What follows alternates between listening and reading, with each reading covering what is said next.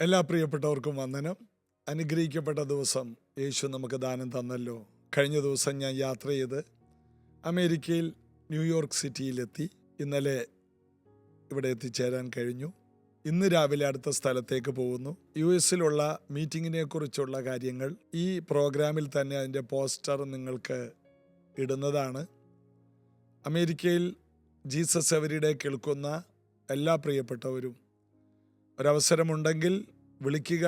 നമുക്ക് ഒരുമിച്ച് പ്രാർത്ഥിക്കാനുള്ള അവസരങ്ങൾ നേരിട്ട് കർത്താവ് തരട്ടെ. God bless U. ഇന്ന് റോമാലേഖനത്തിൻ്റെ അടുത്ത ഭാഗത്തേക്ക് വീണ്ടും കടന്നു വരാം.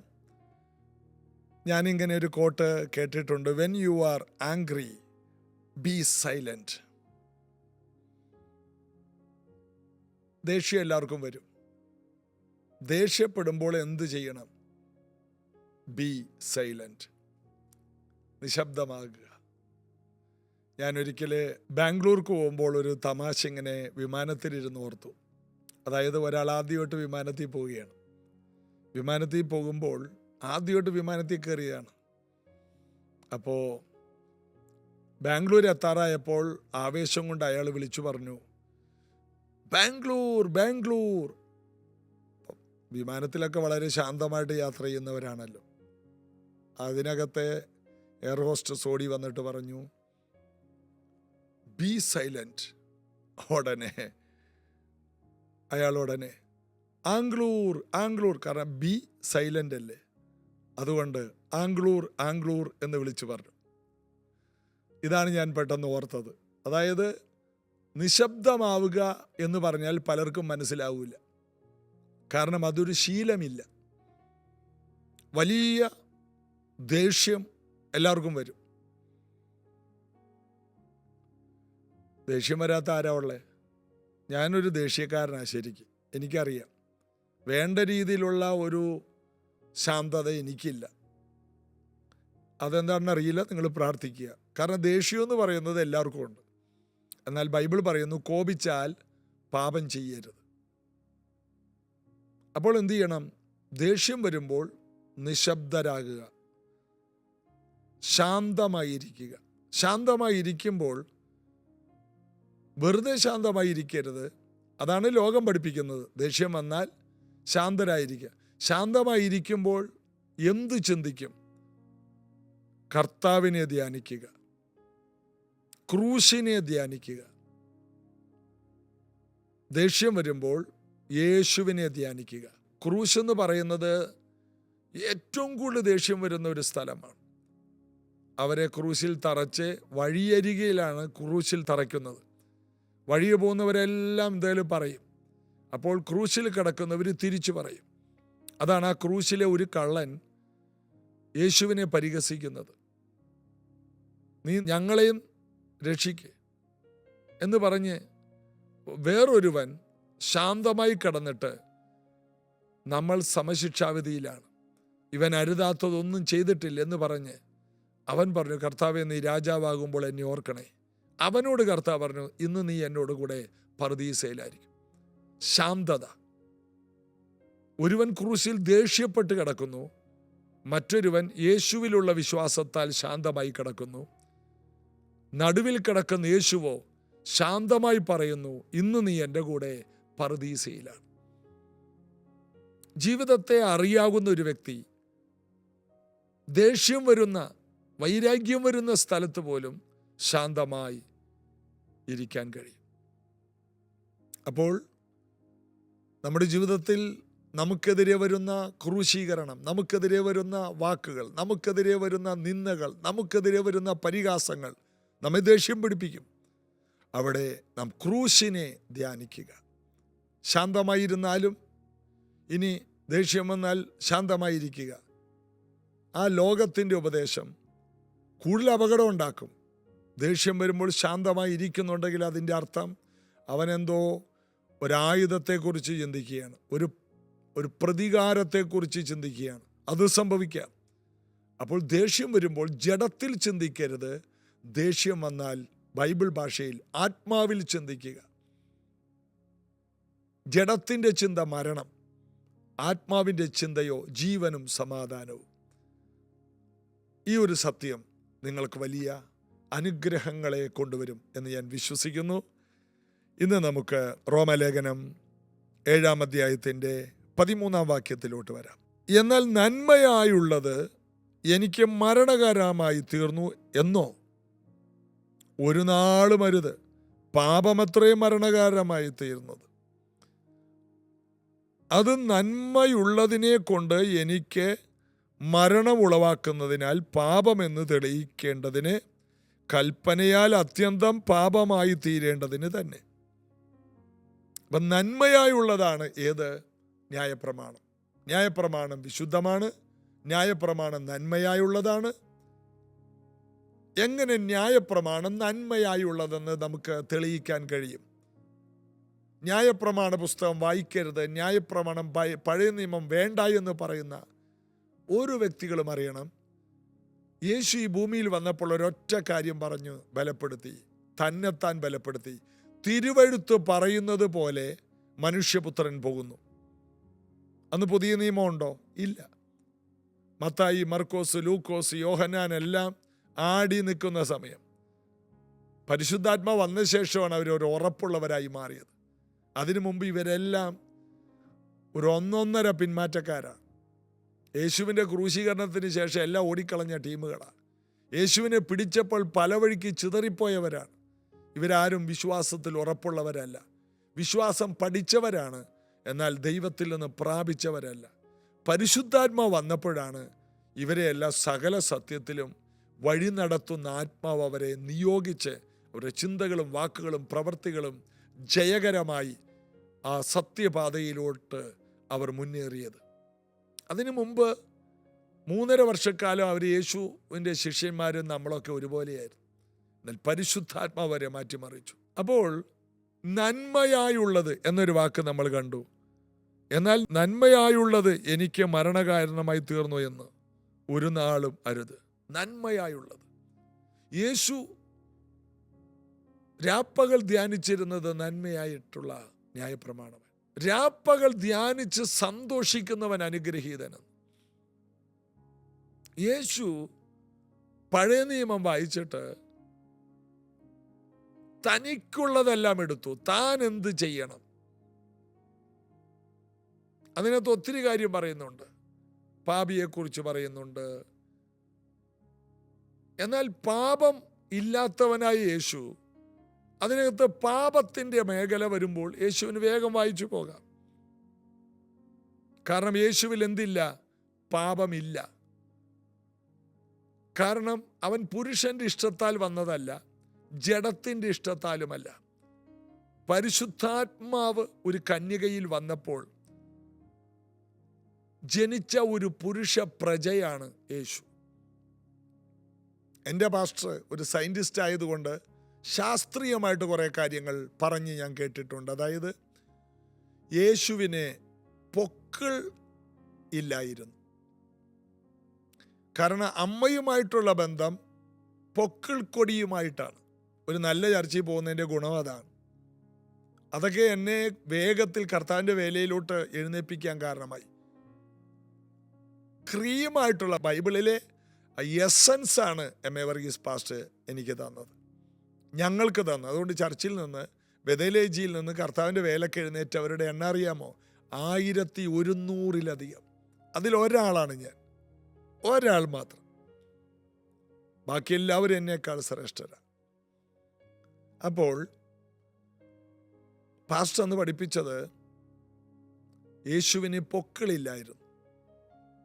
കാരണം ഒരു അമ്മയുടെ ശരീരത്തിലുള്ള അമ്മ കഴിക്കുന്ന ഭക്ഷണങ്ങളും അതിൻ്റെ ഗുണങ്ങളും പൊക്കിൾ കൊടി വഴിയാണ് ഒരു കുഞ്ഞിലേക്ക് വരുന്നത്. അപ്പോൾ ആ വഴിയാണ്, ആ രക്തം വഴിയാണ്, അമ്മയുടെ പൊക്കിൾ കൊടി വഴി രക്തം വഴിയാണ് എല്ലാം കയറുന്നത്. അമ്മയുടെ രക്തം വഴിയാണത് കയറുന്നതെങ്കിൽ ആദാമ്യ സന്തതിയായ മറിയയിലൂടെ വീണ്ടും പാപം യേശുവിൻ്റെ ശരീരത്തിൽ വരില്ലേ?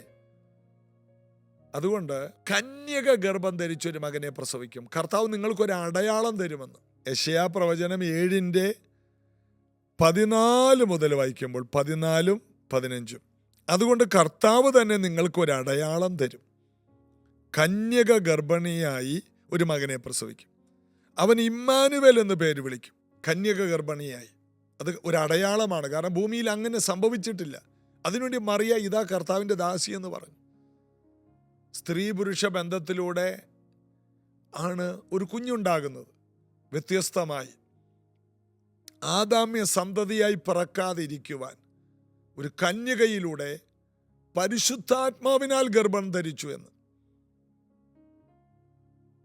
അപ്പോൾ മറിയയ്ക്ക് ആ ഗർഭപാത്രം ദൈവപുത്രന് വേണ്ടി കൊടുക്കേണ്ടി വന്നു. ജോസഫുമായി ബന്ധമില്ല. അപ്പോൾ യേശു വളർന്നത് പരിശുദ്ധാത്മാവിലാണ്. 10 മാസം അമ്മയുടെ വയറ്റിൽ യേശുവിൻ്റെ ശരീരം പോഷിപ്പിക്കപ്പെട്ടത് പരിശുദ്ധാത്മാവിനാലാണ്. നമ്മുടെ പിതാക്കന്മാർ മരുഭൂമിയിൽ 40 വർഷം മന്ന തിന്നത് വിതച്ചോ കൊയ്തിട്ടോ ആണോ? അല്ല, സ്വർഗീയമായിട്ടാണ്. അതേ പരിശുദ്ധാത്മാവ് ഇതാ യേശു കുഞ്ഞിനെ 10 മാസം അമ്മയുടെ വയറ്റിൽ പോഷിപ്പിക്കുകയാണ്. അപ്പൊ എല്ലാവർക്കും നന്മ ഭക്ഷണം കൊടുക്കുന്നവൻ ഇതാ 10 മാസം അമ്മയുടെ പൊക്കിൾക്കൊടി ബന്ധം പോലുമില്ലാതെ ഒരു ഉദരത്തിൽ കിടക്കുന്നു. യേശുവിൻ്റെ ജനനം ഒരു അത്ഭുതമാണ്.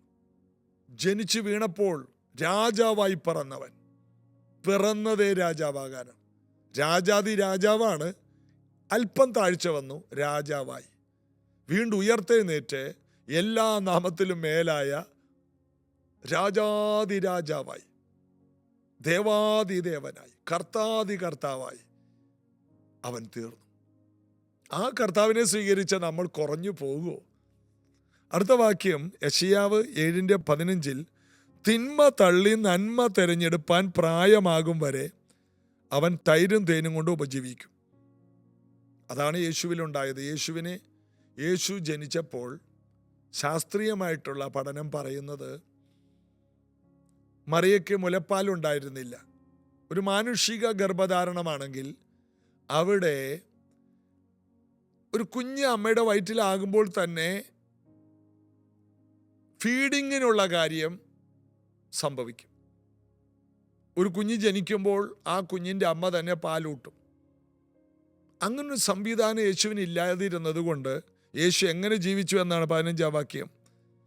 കന്യക ഗർഭം ധരിച്ചൊരു മകനെ പ്രസവിക്കും, അവൻ ഇമ്മാനുവേൽ എന്ന് പേര് വരും. തിന്മ തള്ളി നന്മ തിരഞ്ഞെടുക്കും പ്രായം വരെ. അതായത് പാലുകൂടി സീസൺ മുഴുവനും യേശു തൈരും തേനും കൊണ്ടാണ് ജീവിച്ചത്.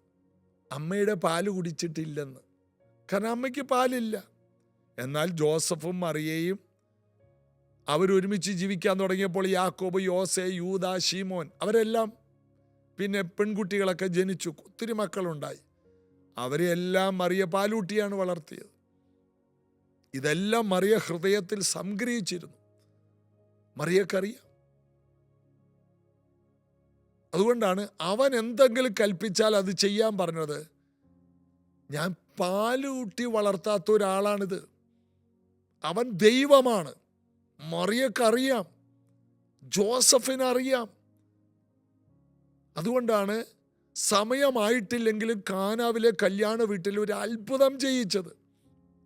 ഇന്നിത് കേൾക്കുന്ന ഓരോ വ്യക്തികളും ബലപ്പെടണം. യേശു ന്യായപ്രമാണത്തിലെ നന്മകൾ കണ്ട് അതുമാത്രം എടുത്ത്, യേശുവിന് പാപമില്ലാത്തതുകൊണ്ട് പഴയ നിയമത്തിലെ പാപം വായിക്കുമ്പോൾ ഒരു കുറ്റബോധവും ഇല്ല. യേശു അത് ശ്രദ്ധിക്കാറില്ല. തിരുവഴുത്തിൽ എന്തെല്ലാം തന്നെക്കുറിച്ച് പറയുന്നു അത് മാത്രം ശ്രദ്ധിച്ച് പ്രാക്ടീസ് ചെയ്തു. ഇതുപോലെ പഴയ നിയമത്തിൽ പുതിയ നിയമവിശ്വാസിയായ യേശുവിൻ്റെ പൈതലായ നമുക്കുള്ളത് മാത്രം ശ്രദ്ധിച്ചിട്ട് ബാക്കി കാര്യങ്ങൾ മാറ്റി നമുക്കുള്ളത് മാത്രം എടുക്കുക. ഇത് പറയാനാണ് ഞാനൊരു ശ്രമം നടത്തിയത്.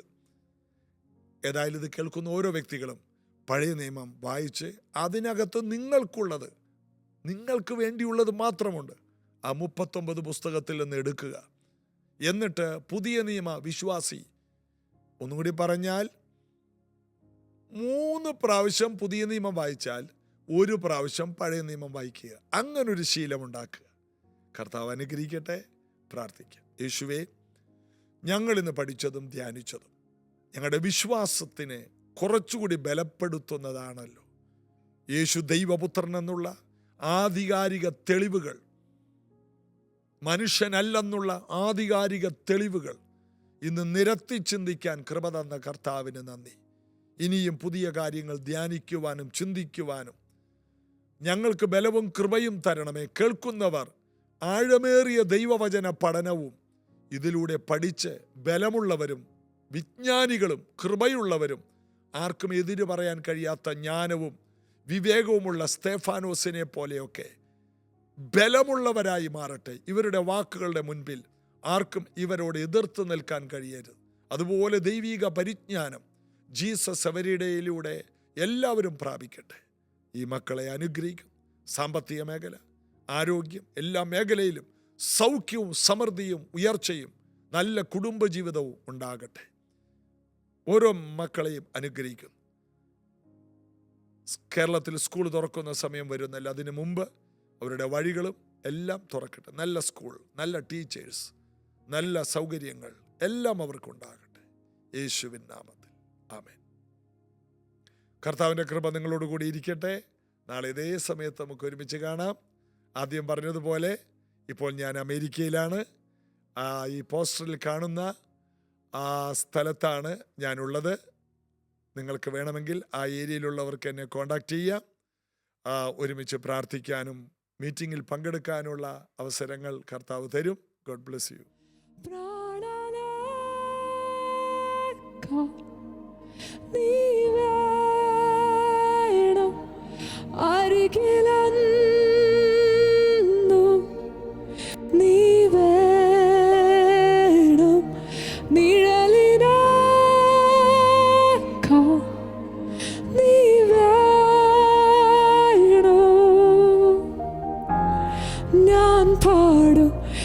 ശ്വാസമേ പ്രാണനേക്കാൾ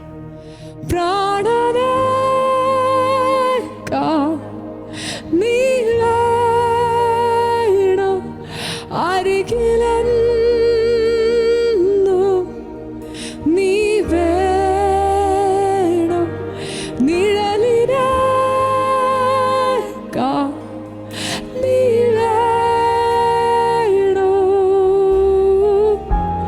ഞാൻ പാടും ശ്വാസമേ. യേശുവേ, യേശുവേ നീ വേണം എന്നെന്നും ശ്വാസമേ. യേശുവേ, യേശുവേ നീ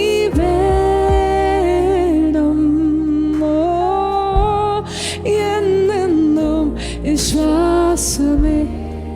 യേശുവേ, യേശുവേ നീ വേണം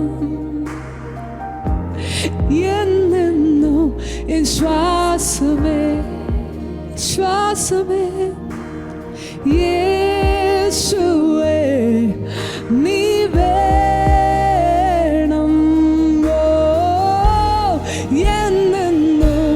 ശ്വാസമേ. പ്രാണനേക്കാൾ നീ വേണം അരികിലെന്നും നീ വേണം നിഴലിനേക്കാൾ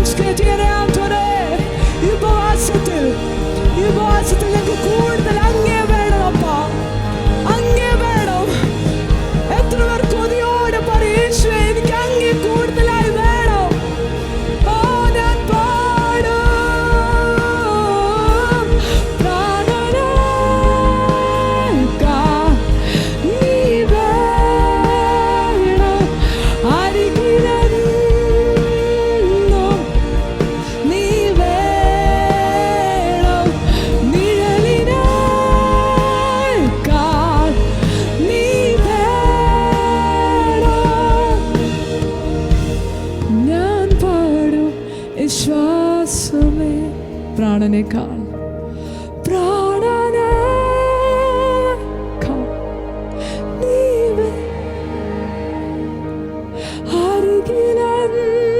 അരികിലെന്നും നീ വേണം. നിഴലിനേക്കാൾ നീ വേണം. ഞാൻ പാടും എൻ ശ്വാസമേ, ഞാൻ പാടും എൻ ശ്വാസമേ.